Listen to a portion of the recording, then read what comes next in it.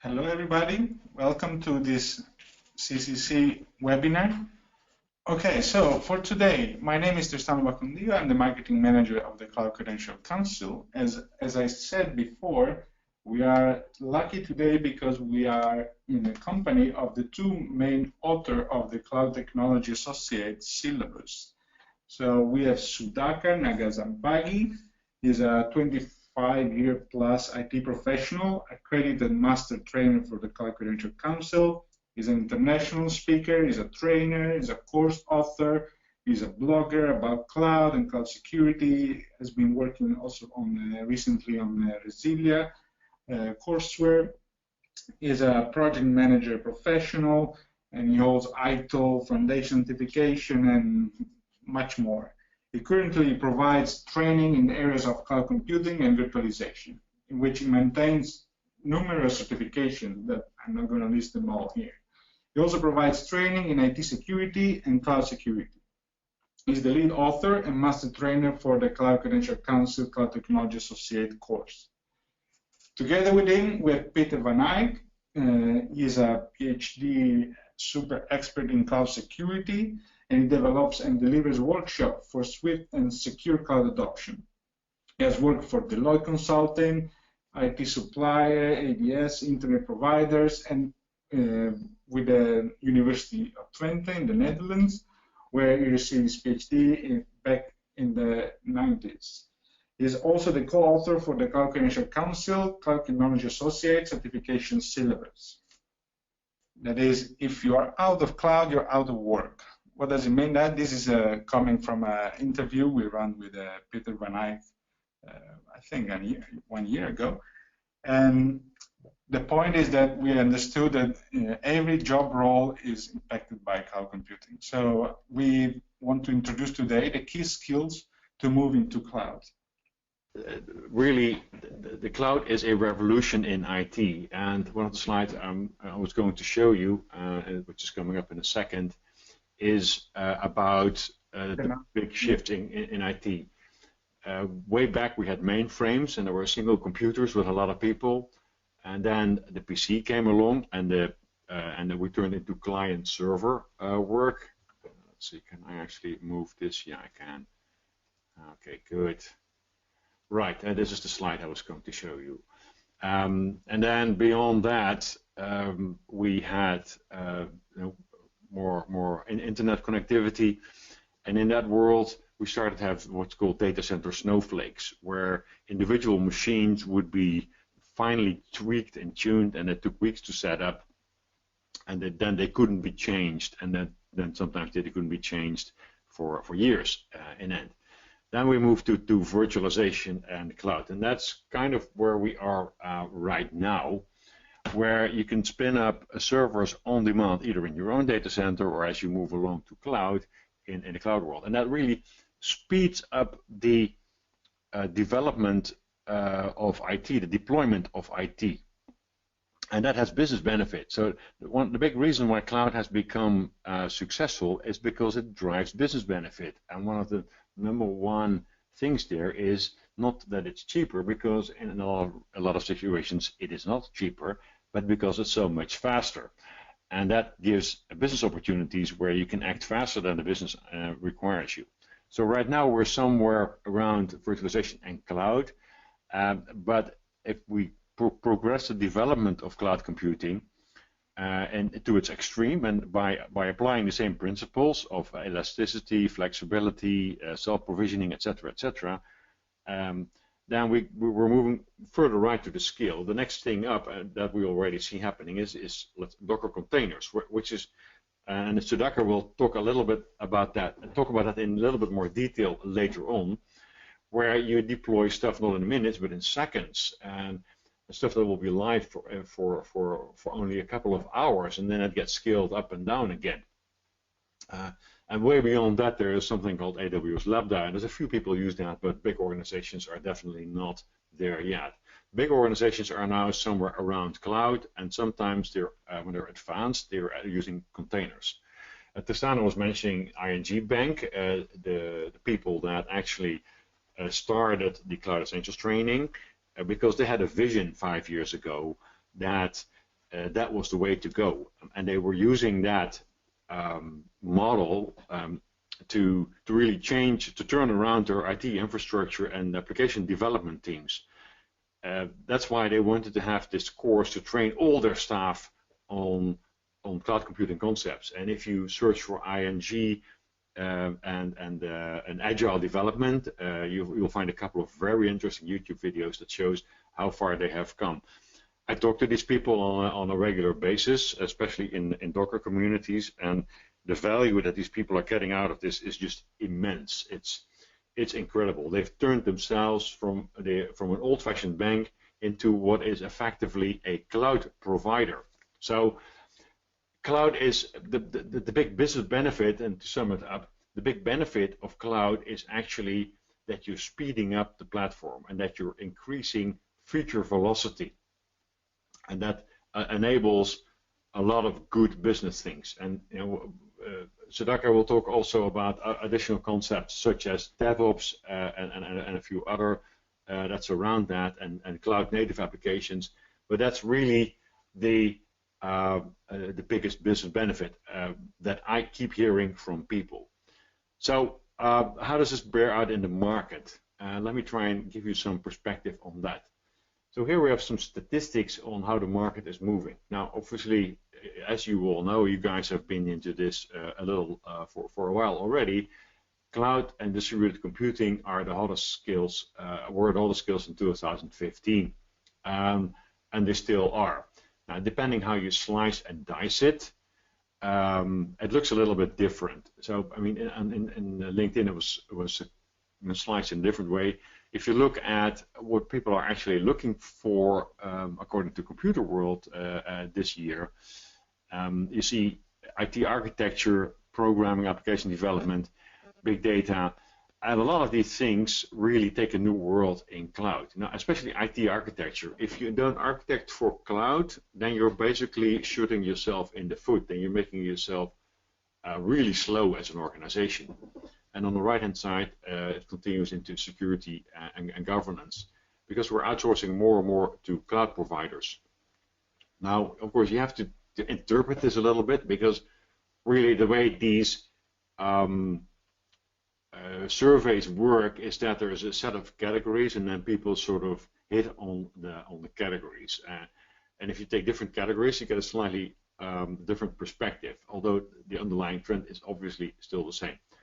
However, to take the left side with a grain of salt, what you see is cloud/SaaS. Apparently, the people that were creating this thought that cloud was only SaaS. Well, it's not. I mean, if you combine cloud and distributed computing, it looks very much different.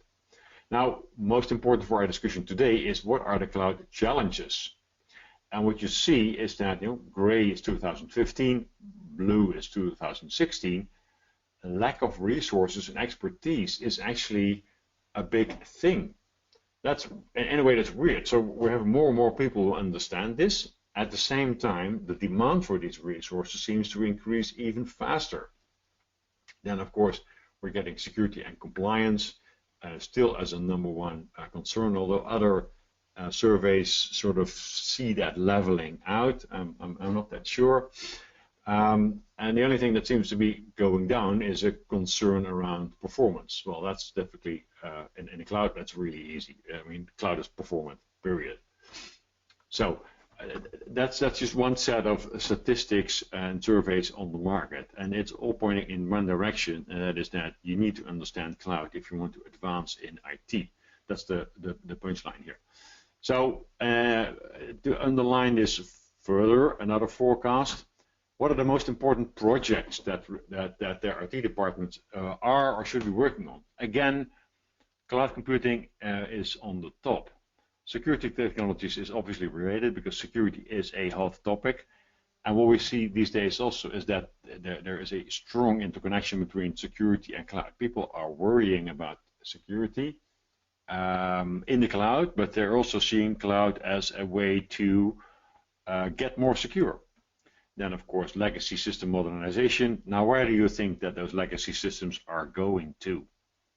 To their own data center? Unlikely. A lot of companies are stating publicly that their plan is to close down all their data centers in 5 years from now. And if you don't believe that, just go to the recordings of the last Amazon Web Services Invent conference, and you see big financial firms making those statements. So why are people doing this? Here is the interesting one. On the right-hand side, IT needs to be better, right? And IT needs to create new revenue. It's not fixing old problems. It is rejuvenating IT. And this is, of course, it doesn't really show very well from this statistic. But if we talk to ING and all other people that for instance, think about Docker and SaaS services, it's like, okay, we can't afford to do it the old way anymore. It's just too slow. It's too expensive. We're not getting the agility that we need. So again, a perspective on cloud and cloud security to some extent, because you can't say the word cloud without using the word security a little later on somehow. So where are companies? Now let's take a look. We have a question from the audience. Ah, good. Yeah, I can't see the question, so you have to interrupt me. Yeah, please. So, how do you separate cloud, SaaS from these other areas? And he's referring from the hot skill in the market slide. It was 2 slides ago, I believe. Yes. I remember the slide. Yes. Yeah. Well, I think that the survey itself. And I still get, I run a lot of webinars and training sessions, and a lot of times people come into the training thinking that, yeah, I kind of know what cloud is, and then you go around the table and ask everybody what they think is cloud, and it's all different. And that's really interesting, and this happens all the time. People think they know what cloud is because I don't want to sound negative, but they read a couple of papers and articles in the newspapers. But cloud, there's an underlying theory to cloud that is actually very well thought out, and that has strong applicability, because the theory actually predicts which cloud provider is better than another cloud provider. Now, at the same time, you have this SaaS, PaaS, infrastructure thing, and that is also confusing for a lot of people. It has to do with how much do you outsource. Well, I can't really explain that in a lot of detail right now. Sudhakar will pick up on some of that later in this session. But really, that's what Cloud Technology Associated is about. It's about what are the essential definitions of cloud. And if you truly understand that, then you would probably write slightly better surveys. I don't want to sound too, advanced, but that's each survey is different because the journalists also have a, let's say, have their own perspective on the world. So let's get. I hope that answers the question. If not, please ask another one. Let's see where we are. So in this slide, we see that between 2015 2016, that the overall maturity of organizations is actually increasing. And the only category that's shrinking, and interestingly enough, is that of the cloud watchers that say, well, we don't know what we're supposed to be doing. And that has sort of separated into the people who are actually doing it and the people who decide, no, we're not going to do this. And there's a valid reason for some companies to do that. So what you see is that there is no company that has not moved to the cloud. Well, there's hardly any company that has moved to the cloud. There are companies that are moving a ton of things to the cloud, and even mission-critical enterprise applications. That is definitely the trend, and the trend is straight into more cloud. It's not into less cloud.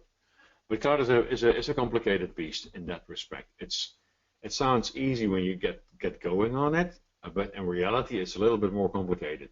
Maybe it's like raising children or driving a car. It all sounds so easy, and everybody knows how to do it. But when you're really into it, you go like, "Oh, I wasn't expecting this." But you get the hang of it if you move in a little further. So that was the wrong button. I think I've covered the section that I was planning to do. Are there any additional questions, Tristana, or do you have a point of clarification, because I may have been telling this a little bit too often, and I may have skipped some of the more important points in this area. I think everything was clear. I would like now to ask Sudhakar if he has some points, some remarks about this part of the presentation as well. Sudhakar, can you hear me? Do you have anything you would like to add here? Yes, perhaps observation from your own experience? Yeah, thank you, Peter. Thank you, Tristano. Do you hear me? Yeah, we hear you good. Okay, good. Basically, I just wanted to add one or 2 points. As mentioned in Peter's presentation, the number one challenge in cloud today is not security. It has been replaced by lack of resources and expertise. And to gain expertise, it is very essential to take up course training as well as certification.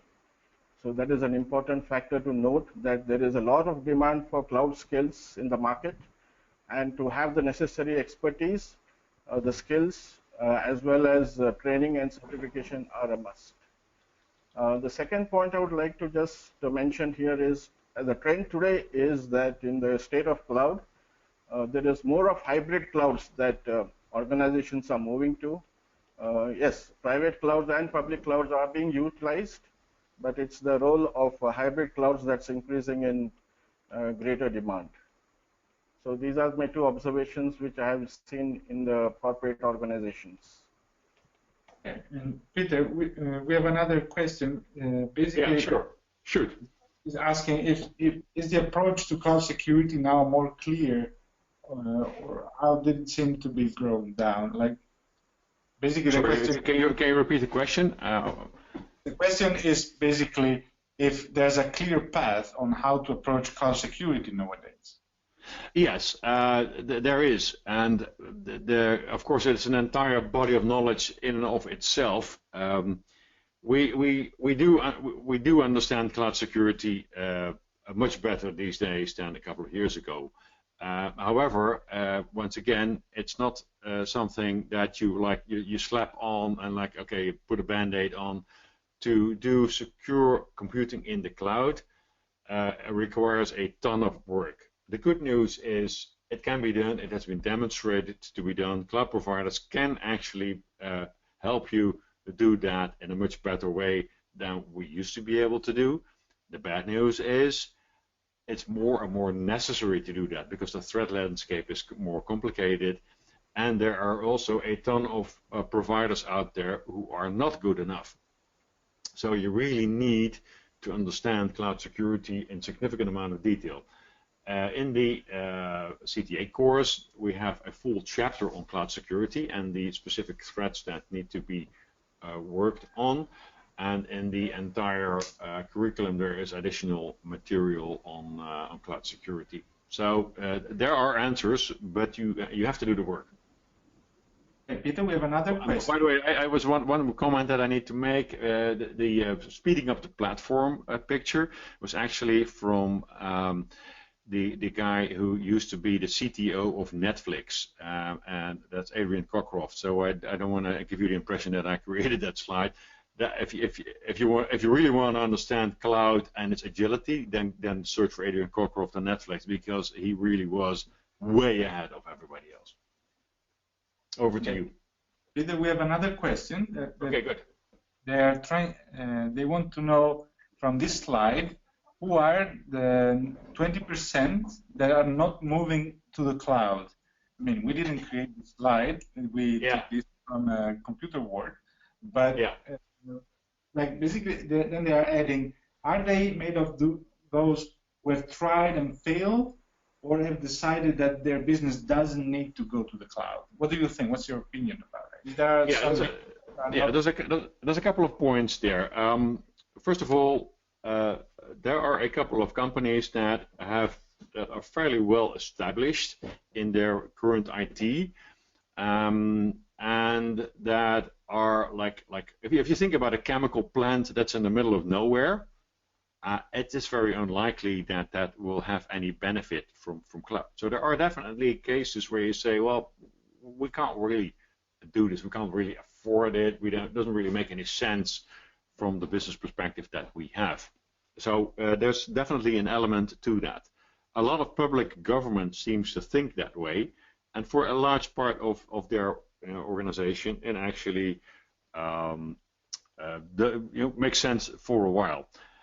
On the other hand, it depends on who you ask. I mean, if you ask IT professionals, especially if you ask the wrong IT professionals, the ones that are entrenched into their data center on the top of the hill with the big fortress, they may not be aware of the fact that the other half of their organization is actually already moving into the cloud. So that's another perspective there. We see both things happen. There are companies that have valid reasons to currently not go to cloud, but more often than not, it is a lack of visibility into what's going on. You know, I had a great story about it.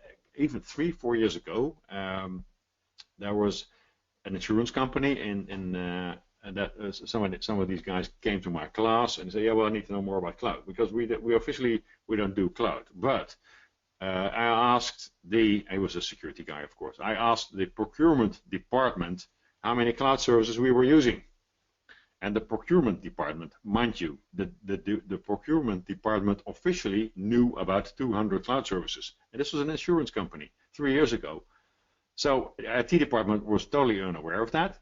The procurement department was aware of that. And this probably does not include all the cloud services that were totally under the radar in the company. So that's definitely a side of the story that's there as well.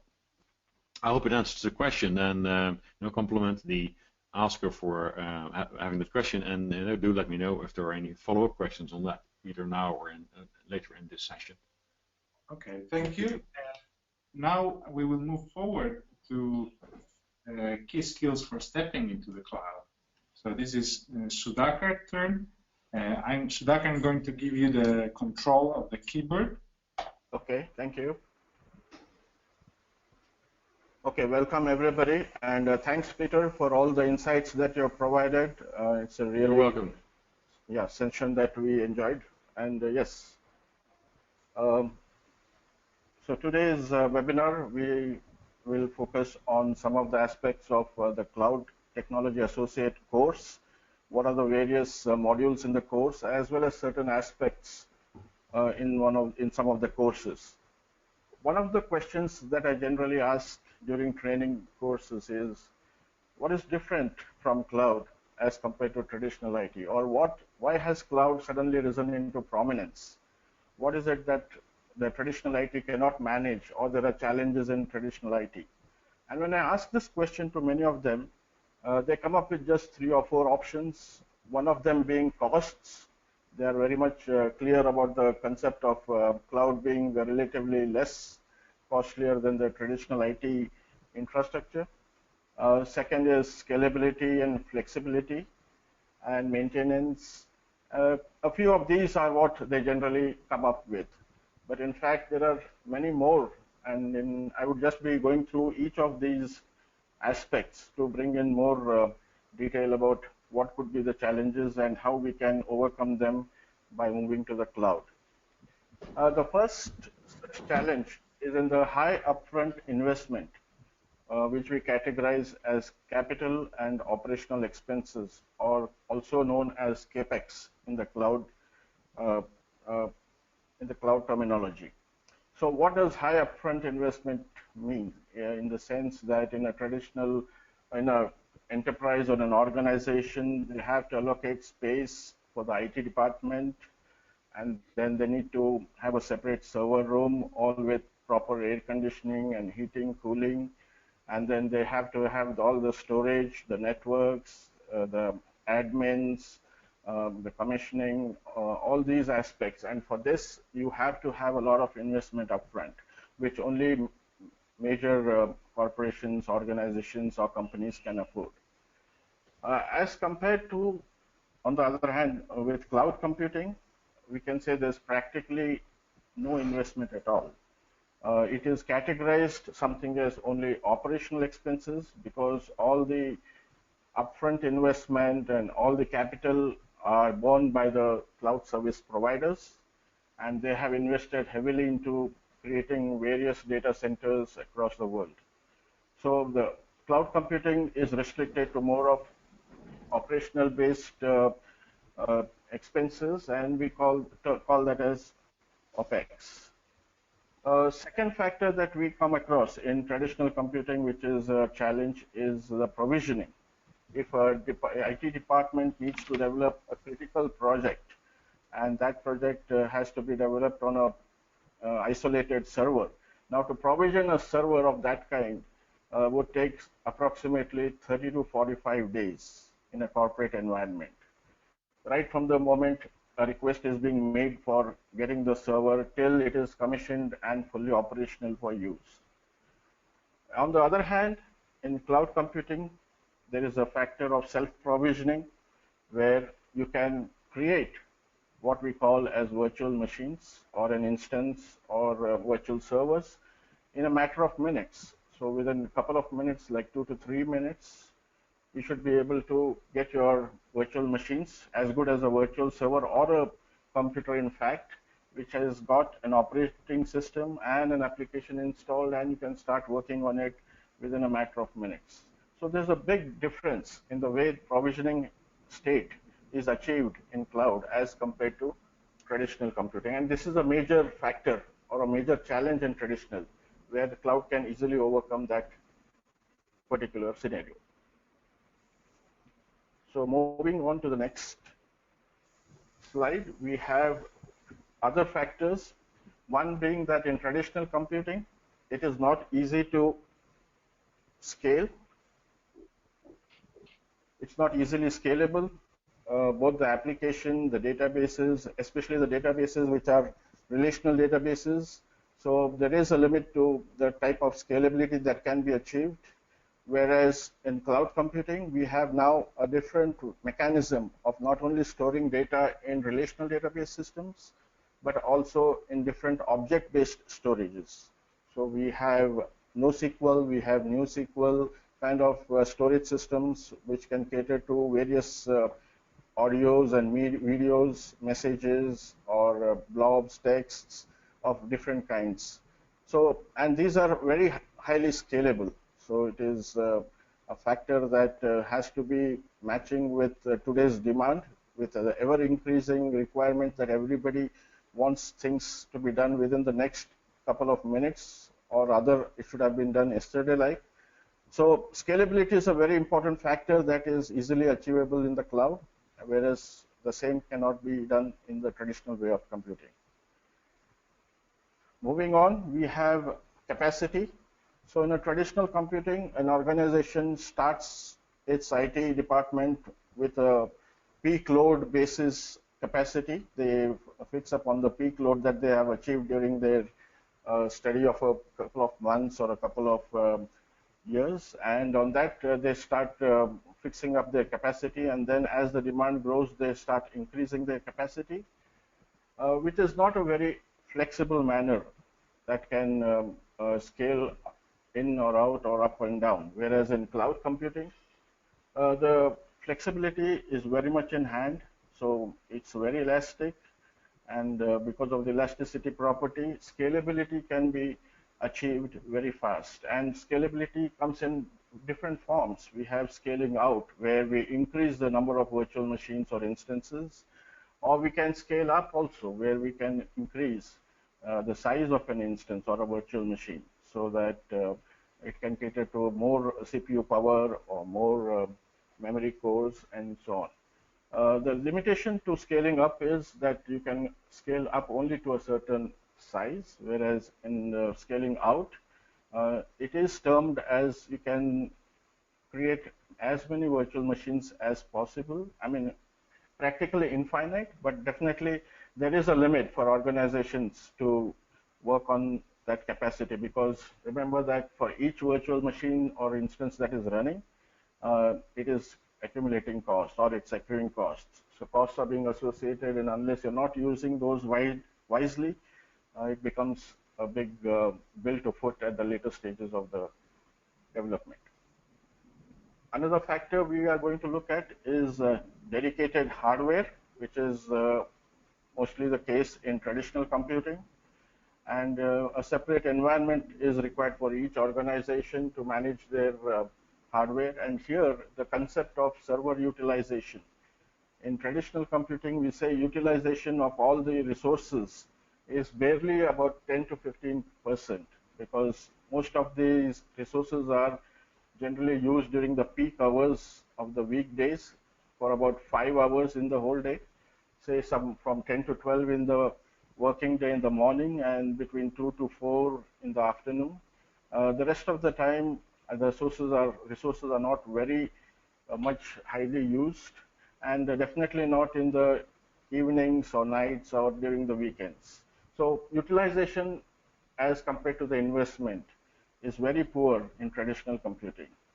In the case of cloud computing, it's a shared model. We have a concept called as, or a characteristic of cloud saying resource pooling. So we share resources.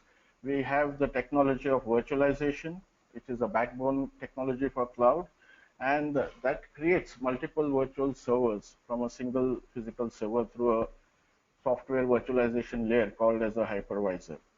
So using this resource sharing characteristic, hardware is generally utilized by many organizations through virtual machines, and therefore it is definitely a much cheaper and inexpensive way to manage.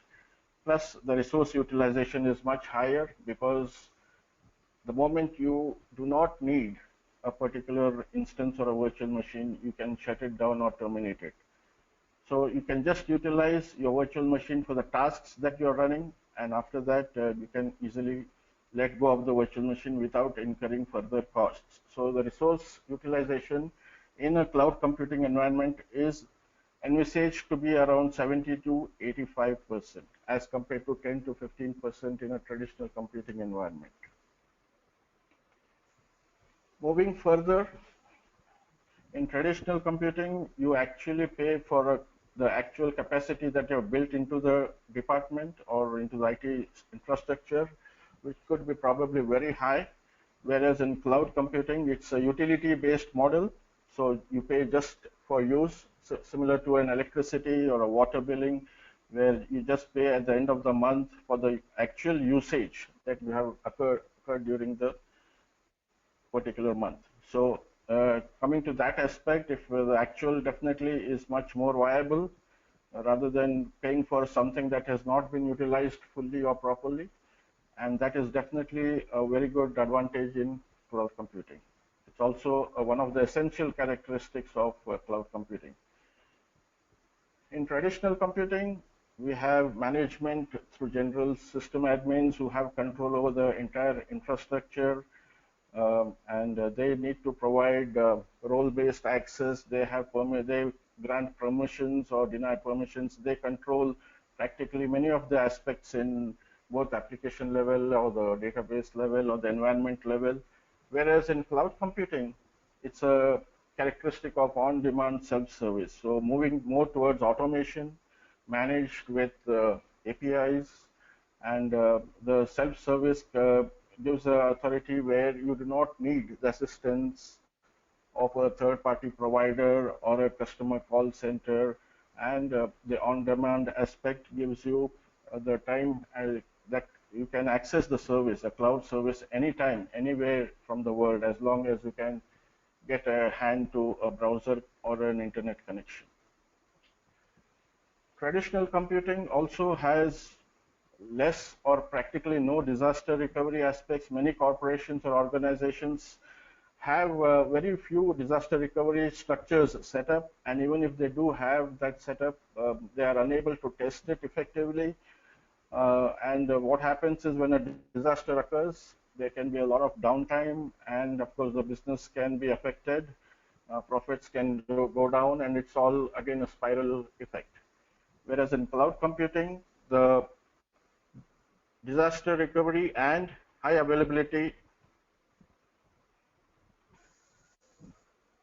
disaster recovery and high availability are built-in within the cloud environment. So the cloud service provider in a public cloud, for example, takes care of the entire replication or resiliency characteristics of the cloud, which enable this disaster recovery and high availability features.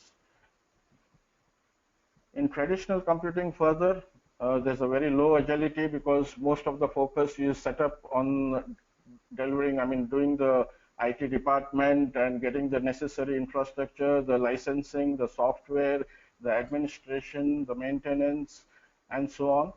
And the same as compared to cloud computing, most of the underweight lifting can be related to the cloud service provider or can be transferred to the service provider, whereas the organization itself can focus more on its core business. So therefore, there's a better agility prospects in cloud computing. And in the last comparison factor, we say that in a traditional computing, there can be costs associated with electricity and cooling and other infrastructure related maintenance, whereas in cloud computing, it's more of towards green computing, a trend towards green computing, where it can translate to lesser costs. So these are several such factors that we have seen that can be utilized more in the cloud in a better manner than in a traditional way of computing. So moving on to what you can learn the CCC certification and how it can be used in the workplace to address shifting to the cloud. So CCC certification is based on various concepts or the fundamentals of cloud computing. The CTA course actually is divided into 7 different modules. I will go through each of these aspects of these modules, but basically I would just like to mention one thing here. The CTA course focuses on many different concepts, and these concepts of fundamentals of cloud are an essential part to going into building a career in the cloud. I've seen many organizations where they have started working directly on, say, Amazon Web Services or Microsoft Azure or Google, and then they are directly involved with how to create the services and start utilizing them. But their concepts or the fundamentals of basic cloud computing is practically very less. In fact, many of them, if I ask them the word cloud, what does the word cloud mean, or what is the metaphor of the word cloud, many are still unable to answer that particular question. They can all answer the question for what is cloud computing, but if you ask them what does the cloud mean, they are still unable to answer such questions. So basic questions starting from what is the cloud, what are the characteristics, essential characteristics, what are the different forms of scaling. These are aspects that have to be understood so that you can apply them properly while designing, architecting, or implementing within the cloud. So in the CTA course, we have the first module, which is a brief introduction about the course and the objectives and what participants can aim to achieve at the end of this particular full course. The second course begins with an introduction to, begins with an introduction to cloud computing. And this module covers the widely adopted National Institute of Standards and Technology, which is by short called as NIST, definition of cloud computing. This definition of cloud computing is widely adopted by many organizations in the world. If you ask thousands of people what is the definition of cloud computing, you would be given probably thousands of different answers. There's no one single definition of cloud computing that anybody goes by. But NIST definition or the Gartner's definition or the ISO's definition of cloud computing are some of the prominent ones. And the NIST definition of cloud computing is the most widely accepted, even by Amazon Web Services and Microsoft and Google. So it is a widely adopted definition, and it includes the 5 essential characteristics of the cloud, which are the on-demand self-service, broad network access, then we have resource pooling, rapid elasticity, and measured service, along with the service models, which most of you are familiar with, the SaaS, the PaaS, and the IaaS models, and the various deployment models, the public, the private, the community, and the hybrid clouds. This module also highlights the various benefits and challenges in cloud computing and also mentions major cloud actors. Now, this is some concept that not many are aware of. Everybody feels that there's just a service provider and a consumer, but there are a cloud auditor, and a cloud auditor's report is very important while selecting a service provider. So cloud auditor, cloud brokerage, or a cloud broker, a cloud carrier are some of the major actors. Various terminologies are also introduced here, such as replication or the various backups that a service provider keeps within a particular data center or a region, or across data centers or regions in the world. So a factor called as geo-replication, which again is a cost affecting factor, whereas the simple replication is free by default. Then resiliency, which is a failover. Second. Yes? Yeah, so you mentioned quickly SAS, PAS, YAS, all these strange acronyms for the non-expert. But we got a question from the audience, and they would like to know briefly what is the difference and how to very quickly select an internet service provider in order to get the best of basically, the SAS, PAS, and IS. So SAS is the least technically required skills. It is a model for where end users can make use of using an application as it is. So something like the social media, where people are using, say, Facebook, Twitter, or you have LinkedIn, you have YouTube, Dropbox. These are all kind of specific SaaS applications where all your emails, your Gmail, Yahoo Mail, or Hotmail, whatever you have, these are all basically SaaS applications which can be used as it is, but you have no control over where the application or the data resides. So this is taken care of entirely by the service provider, who has full control of everything and manages all the replication and the backup copies. Whereas the SaaS, since it is just an application you can use as it is with very little customization, so it requires very less skills and generally is meant for the public or the end users. The PaaS model, or the platform as a service, is more focused towards developers or programmers who are well versed with at least one programming language. So maybe it's Java, .NET, PHP, or Ruby on Rails, Python, whatever. So they can focus on developing an application and web application, or a database-based application, or an e-commerce site, such as making use of databases such as SQL Server, MySQL, or Oracle, and so on. So skills with certain development as well as in core technologies should be required for developing in PaaS model, and generally focusing on developers and programmers. So any application that you need to integrate with your organization will generally fall under this category.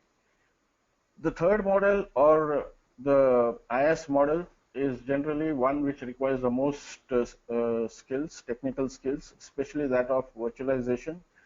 And unless one is well aware of what virtualization stands or means, it's not wise to start working on directly with IS. So IS is generally meant for operations, or people who want to create backups and they want to do CDNs or any of these kinds of things. They could start working on the IS-based technologies, which requires definitely a lot of technologies-based knowledge, such as virtualization, as I just mentioned. Okay, fine. So major actors and terminologies such as replication resiliency, vendor lock-in, exit strategy are all a part of this module, explained in depth with various examples. Moving on, we have module 3, which introduces the concepts of virtualization. The virtualization is definitely considered the backbone technology of cloud computing. There are various types of virtualization, the advantages of virtualization, plus this module also contains a demo of creating and managing virtual machines. either using Amazon Web Services or OpenStack in the cloud. So this demo generally gives the participant a practical understanding of how the cloud services work. So this is a total module only devoted towards the concepts of virtualization and its various types. Moving on, module 4, you have things like bring your own device or software-defined networking, a new trend now in networking aspects. We have network functions virtualization, big data, NoSQL and NewSQL storage systems, and now the rapidly evolving Internet of Things. So these are some of the technologies that are now being looked into, which can interact with the cloud, and skills for these also are in demand. So moving on to the next module. Module 5 is based on cloud security, risk, compliance, and governance. So extensively, this module covers or delves into the challenges faced by cloud computing while considering the services and deployment models, plus their impact on business value and risk. So common attack vectors are identified, remediating controls are also considered and recommended. So you get an overall quick view of what the challenges in cloud security look like. Moving on, we have module 6, which focuses on the aspects of preparing for cloud adoption. So an enterprise needs to identify which applications or architecture solutions, various organizational capabilities, migration approaches, the roles and responsibilities of service providers and their dependencies should all factor while trying to go to a successful adoption of cloud computing services. So this module extensively focuses on which types of applications and which types of solutions that one should focus on in various scenarios. The last module, module 7, which is the last module of the course, introduces the NIST concepts, architecture, actors, and life cycle of cloud service management, such as we have business support and life cycle of cloud service management, such as business support, provisioning and configuration, and portability and interoperability. Several cloud management products are also included in this part of the course, and therefore you can relate to those cloud management products, which are now becoming more costlier in advancing time. So cloud management is also an important factor that one should focus on. Moving on, we look at some real world scenarios where we, based on the concepts learned during the course. Hybrid clouds, as I said earlier, is a major trend these days. Many of the organizations or corporations are moving towards making full use of hybrid clouds, where sensitive and confidential data can be stored in a private cloud of the organization and non-sensitive data can be moved to a public cloud. Also, there is a specific phenomena of the hybrid clouds called as the cloud bursting phenomena. So, in a couple of years ago, two of the Indian major retailers announced their first billionth day sale. These retailers were Flipkart and Snapdeal. Unfortunately, it all resulted in very disastrous results or performances. The demand was very huge on these days, and the sites just could not cope up with the demand and was up and down, going down several times a day. They had probably envisioned or planned of using this particular phenomenon of cloud bursting and the hybrid cloud, there would not have been such major issues. Another aspect of is in order to implement business continuity in various organizations, disaster recovery and a better performance or reducing latency specifically. Service providers such as Amazon, Microsoft, Google have built data centers in various regions of the world and now support it with content delivery networks which cache all the necessary images, all the content, static content, as well as huge image loads of videos and other files. Amazon itself has 12 such regions and nearly 54 CDNs in the world today. New technologies such as big data, NoSQL, storage systems, and Internet of Things are being supported by many service providers. AWS, for example, uses Hadoop and DynamoDB and IoT, whereas Microsoft has started making use of HD Insight, DocumentDB, and the IoT suite for managing all these new emerging technologies. Enterprises are now using stronger security mechanisms to access the cloud. We have strong passwords, multi-factor authentication, we have federated identity, which includes single sign-on, end-to-end homomorphic encryption, etc. So the CCC CTS certification, it basically tests participants on their understanding of cloud computing concepts, the application of these principles in the organizations that they work for. Actually, organizations and certified individuals get fully geared to select the right service provider and develop a proper exit strategy so that they are not locked into one proprietary service. They can also select the right cloud service and deployment models so that resources are scaled and utilized efficiently. Here, even so that they can be utilized efficiently and effectively. Invest into the appropriate cloud service and deployment models and other services so that cost savings and security are balanced timely. They should also be able to test disaster recovery systems and make use of high availability and fault tolerance features.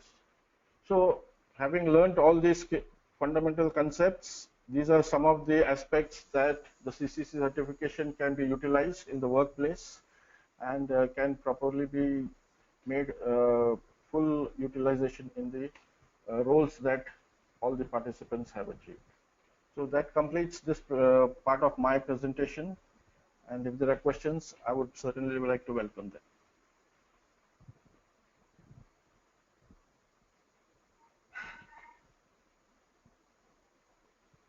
Okay, Sudhakar, thank you very much for your extensive presentation and for introducing to the audience all the credential PPA certification.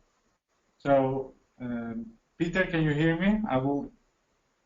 I have a question for you actually from the audience.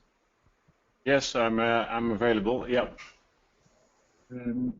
So basically the question is if the biggest challenge, as is recognized in the cloud nowadays, is security, and they want to know if there's no one governing or ruling the whole process. Like, is there an authority deciding what does it mean to adopt proper cloud security measures, or is still vague? That's a very, very good question, and there's two sides to the answers. The bad news is that there is no, let's say, no single level of cloud security that's appropriate to everyone, in the same way that there is no single level of building security that's appropriate to everybody. It really depends on the environment where you are. You know, an airport has to be secured in a much different way than a supermarket or a school, and that's even depending on the geography of where you are. And I mean, if you're living in a tsunami zone, you have different requirements than when you're living in the mountains. So that's the bad news side of it. You really have to understand your own, let's say, risk profile and risk appetite to know what is the most appropriate answer. Well, having said that, there are a significant number of controls and measures and insights available to give structure to this discussion, because in the end it's a risk decision. So you say, well, as a business we accept a certain risk because we understand what can happen. Now, for example, if you're a bank, then your core banking system that processes millions of transactions on a daily basis really needs to be very, very stable. And you don't really want to jeopardize that by randomly going to cloud. On the other hand, if you would be doing some new stuff, like crunching a lot of data that you currently can't handle, then the fact that you're putting it in at a cloud provider that may be secure, but you're not so much sure about the availability or even your understanding of the service is a little less risky. So that's the overall story there. Then in more specific terms, there are a number of frameworks for cloud security. The Cloud Security Alliance has produced a lot of a large body of knowledge. We see ISO catching up a little bit onto that, and then you'll have specific industries that have specific answers to this question. For example, if you handle credit card data, then PCI DSS has extended their requirements to also include cloud providers.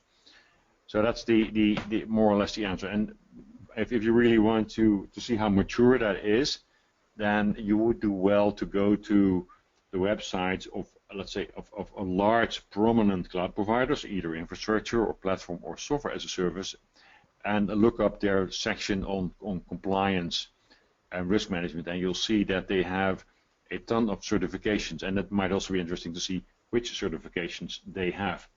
So that's kind of like the state of cloud security, risk management, and governance.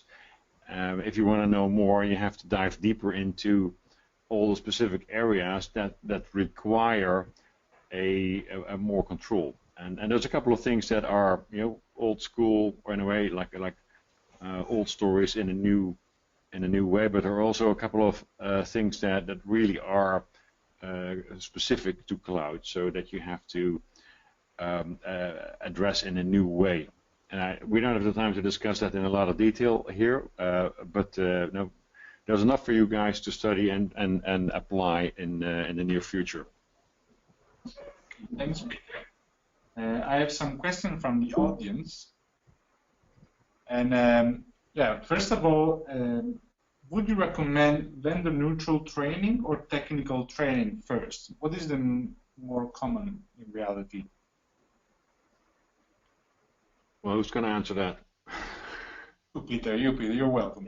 Okay, well, again, the answer always is a bit contextual, and it depends on your role and where your business is in the path to cloud. If you're just getting started and you think, well, let's see if we can improve the business by applying cloud technology, then you would not have made a choice for a specific technology, which means that vendor-neutral training will give you the wider perspective that allows you to make sound choices and selections for the direction to take. Because then you are in a cloud strategy / discovery phase, and the first question that you need to answer is, are we going for a SaaS model or for an infrastructure model or something in between? And only after you've decided on that does it make sense to have a look at specific vendors. Now, you may come from a different perspective. You go, for example, if you would say, hey, we have an aging Microsoft Exchange environment for 10,000 staff, and we really need to fix that quickly, then basically, if there aren't any other situations, you probably would go for a Microsoft solution, and it does make sense to go for the training that comes with that specific solution. However, having said that, you still have to worry about your compliance and risk management around that. And if you have decided, well, let's go for, or if you are already into significant development with a specific provider, and let's face it, 8 out of 10 are using Amazon Web Services, then you probably, then a significant part of your training is probably best spent on understanding the technology before you make any expensive mistakes there. So that's kind of the high level, a bit of the ballpark that's going on. Where are you in your cloud roadmap?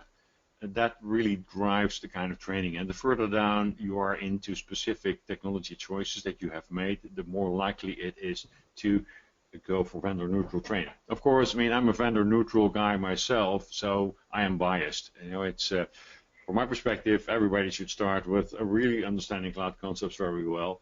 But I understand that sometimes, you know, the practical necessities and the priorities of day-to-day work you know, may dictate otherwise. I hope. Please let me know if that is a sufficient answer for this particular question. Sudhakar, do you have something to say? Like, in your personal experience, have you seen more people taking first technological certification and then going for a vendor neutral training, or vice versa? What's your opinion about it? Yeah, I would advocate that definitely one should try and start with vendor neutral training and the concepts to understand what the cloud ecosystem is all about. Because I have faced issues while delivering training courses in organizations who have adopted a specific technology-based private cloud. And when I start talking about terms such as scaling out or scaling in, or if you say something about vendor lock-in or cloud bursting, I mean, they're all blank. So I have to again go back to the basics to clear these fundamentals with them. And it becomes a deviation from the agenda itself. So learning the whole ecosystem of the cloud, who are the major actors, what are the terminologies associated, it's a very essential part of building up your knowledge about the cloud. And then once you have the fundamental concepts cleared, I'm sure one can take up any specific technology to work with and then master or expertise in that particular field. Thank you, Sudhakar. So, and Peter, what do you think? How important is to diversify your training? So, for example, are there components that any cloud professional will need to be cloud qualified? And which one? So, for example, I will imagine security is the most important, probably. Network, data storage, virtualization. What are the core components of a cloud expert? Okay, a very good question, and I kind of want to strengthen Sudhakar's point here, and that is, if you really need to understand the core concepts of cloud before it makes any sense to get into a wider discussion. If you can't tell software from platform or public from private, then really any other discussion around the value that it has to the business is going to be severely limited. You know, and adding to the example that Sudhakar gave, what I noticed that is that, well, I'm not particularly picking on VMware because the same thing happens with similar technologies, but I see a lot of people that regard, let's say, okay, we have VMware, so we have a private cloud. And that is a severely limited approach. If you don't come from the perspective, okay, what is our cloud end state, then you'll be playing around and automating the old school concepts instead of rethinking them from an agile perspective. So the number one would truly be to understand those core concepts, and the next thing around will be to have some basic understanding of security and governance, in the sense that you are capable of discussing who's going to do. I mean, security and governance are like two things. Like the two major things are who's doing what. It's like a rap song. It's like, what do I do? What do you do? And what do I do if you don't? And if you don't understand that, in any discussion, you're able to figure out if you're a very technical person. So, Thank you. I'm having an echo from somebody who's on the speaker. I'll try to mute myself. Yeah, that's why I have a headphone. Yeah, okay. But anyway, Sudhakar, I have a question for you right now. Like, personally, what would you take as a development path if you were into the certification market? Or I mean, if you want to take some trainings, what will be your ideal path to become a sufficient cloud expert? Yeah, of course, I would look at something like the CTA course or equivalent, because I need to understand all concepts or all the terminologies at least associated with cloud computing. Based on this, further I would want to work with hands-on on some of the features with certain services that are being provided as a trial basis. So Amazon Web Services or Microsoft or Google all provide a certain limited time period where you can start working on the cloud and trying to find out how it really works. And having had the hands-on experience for a while, I would then go into focusing on a more specific specific professional level course. Say for if it's a development path I'm looking at, I would look to go for the CCC Cloud Developers Professional course. Okay, thank you very much. And Peter, another question for you. What is the future of cloud? I mean, native application or solution? What can we expect in the evolving market nowadays? Yeah, that's what's the future of cloud? Well, there's I think the two main things are, and that's, I mean, if you're really looking forward and as it impacts entire industries, the two things I think are that cloud computing, especially software as a service, is going to totally replace, well, in the long run, all existing applications, and anything that you have currently, like today, will be a SaaS application in the future. That's very likely, unless you are a cloud provider yourself, and more people are a cloud provider than they think they are. Like any bank, really, as I gave you the example of ING, banks are really a cloud provider, and they start to think like that, especially ING. So that's one thing. Then that's the current application. The future, that's one side of the future. The other side is actually, I find it's more interesting, is what is the stuff that we don't do yet because really or don't do extensively because it really wasn't possible up till recently. And a couple of the examples that come to mind, and Sudhakar mentioned them already in one of his slides, is big data, and related to that, Internet of Things. Why big data? Well, the interesting thing about big data is, well, it is big, but it's analytic, which means that it's not like real-time processing, although it starts to become like that as well. You have fluctuating workloads, like, okay, let's crunch a couple of petabytes. Now, that's going to take a few hours on like a few thousand machines. That workload is cloud native, so to say. It talks so directly to the cloud essential characteristics that's almost impossible to do that in-house. By extension, if you look at Internet of Things, these things are everywhere. They're really playing to the broad network access, as well as having very fluctuating, potentially, volumes. Once again, talking to the strengths of cloud. DevOps is the third one, although that's not an application in itself. It's more like a philosophy. You cannot properly do DevOps if you don't have a good underlying infrastructure and platforms that are totally scalable and totally self-provisioned. If you don't have that, then it's not going to fly. You're not going to get the feature velocity. So, just summing up, our existing application set will very likely move to SaaS, or most of it, or you are the cloud provider. And the new stuff will be stuff like big data and other things that really are cloud native applications. I think that's a summary. We don't have much time left, so I'd love to go on this for another hour or so. But I have the last question for Sudhakar, and that is, how often one person need to reskill? So cloud is evolving, and we can say easily that what is true 2 years ago today is not valid anymore. But how often you think is important to take a new training and to get a refresh? Every 6 months. Yeah, actually, okay. So basically, as I would like to add to a little bit of Peter's thoughts, he did mention the big data develops.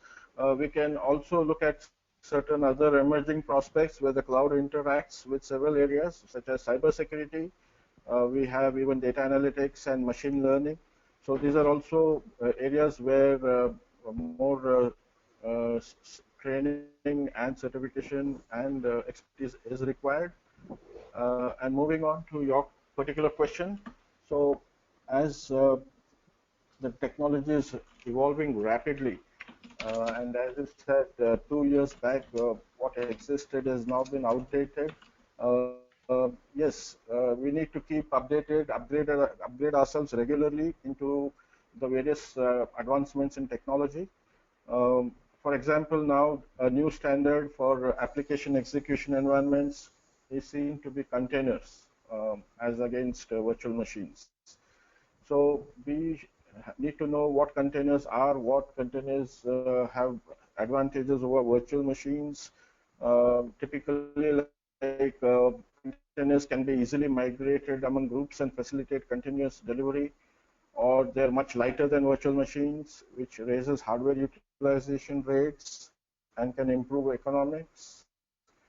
Also, they can start much more quickly than virtual machines, which enable rapid instantiation.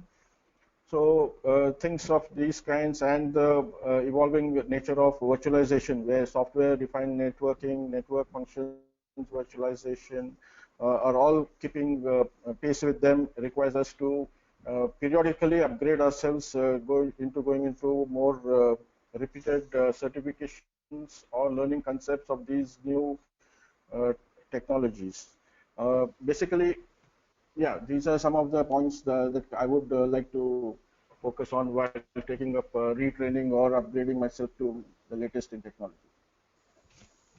Okay, thank you very much, Sudhakar. And Peter, do you have something to add to this, or we can wrap it up and close this webinar for today? Well, I have a ton of things to add, but let's leave it at that. If people are interested in pursuing this discussion, then there should be a way around this. They should dive into the training, into our ongoing discussions and dialogue, conversations with the market as to how this is evolving. It is a very exciting time in IT, and there's great opportunity to really get back to the forefront of how businesses are developing and progressing in their respective areas. So we're looking forward to the feedback on this session and more questions that as they may arise. For me, it was a pleasure doing this, and I enjoyed the collaboration with Sudhakar and Tristano and all the great questions that we were getting from the audience.